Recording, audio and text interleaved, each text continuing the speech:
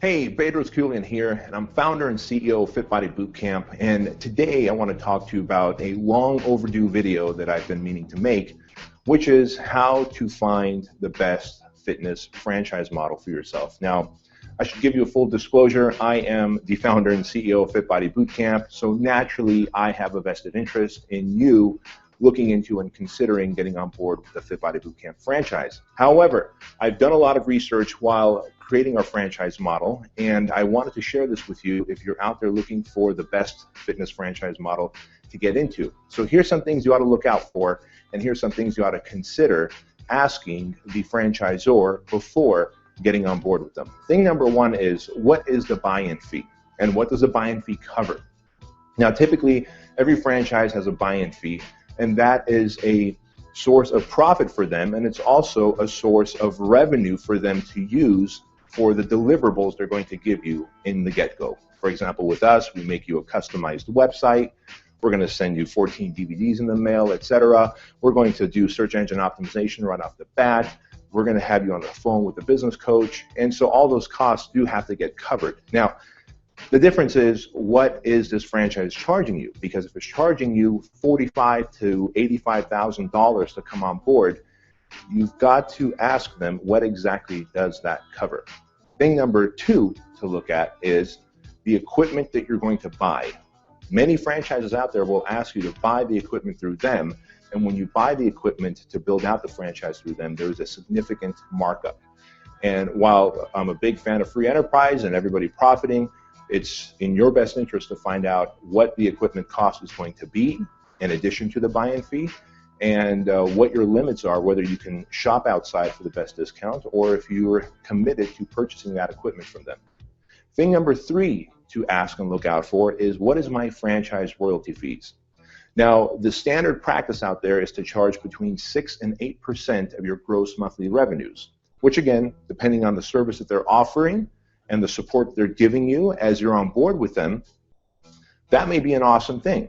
But look at it this way. If your franchise is doing $20,000 a month after, let's say, a year or two of being open, and they're taking 6% of that, they're effectively getting paid $1,200 a month on the $20,000 a month that you're making. And as you grow your business to $30,000 a month, that 6% now translates to $1,500 a month. And so you have to ask yourself, am I getting the equivalent of 6% of my gross revenue each month of services, support, and help from the franchisor? Are they helping me grow, or am I growing the business myself and giving them a larger dollar amount each month with that franchise fee? So consider finding a franchise that has a flat franchise fee of a flat dollar amount. Many people know this. I consider myself, Fit Body Bootcamp, as the anti-franchise franchise. We have a flat franchise fee that's very fair, and we make our money on the back end when we help our franchise owners get more clients. I believe that's the proper business model. Your opinion might differ. The fourth thing that you're going to want to look at is, how long is the term of this franchise?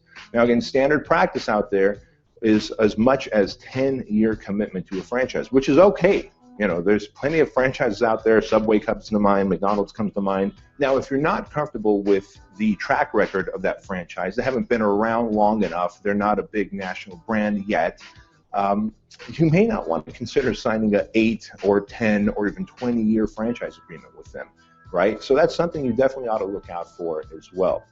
And of course, the fifth and final thing you ought to consider when looking for a good fitness franchise model to be a part of is, what is the level of coaching and support they give you? As a business owner, your problems are going to always change. When you first get on board with the franchise, the number one problem you're going to have is finding a location and negotiating your lease for that location.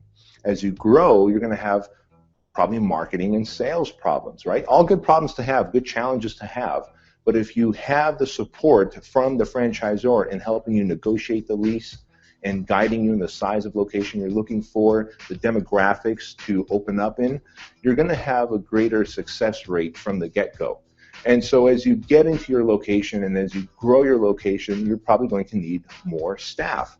Is the franchisor able and capable of helping you to hire and train those actual employees who are going to help you out in automating your business so that you can actually take some time off. Because the last thing you want to do is be a hostage to your business model where you're literally working 60 to 80 hours a week just to keep it running.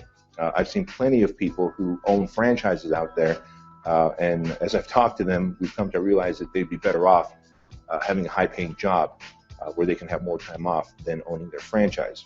And think about this. As that franchise location of yours grows and you're ready for a second and third location, you want to have multiple outlets.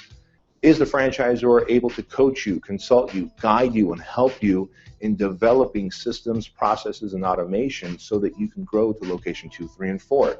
If those things are not there, consider looking elsewhere. And those are some of the top 5, I guess, red flags that I would share with you when you're looking for a franchise business model, especially in the fitness industry, to go into. Now, of course, if you have any questions for me, if there's any support that I could give you, you can reach out to me by going to our website, which is down below in our description box.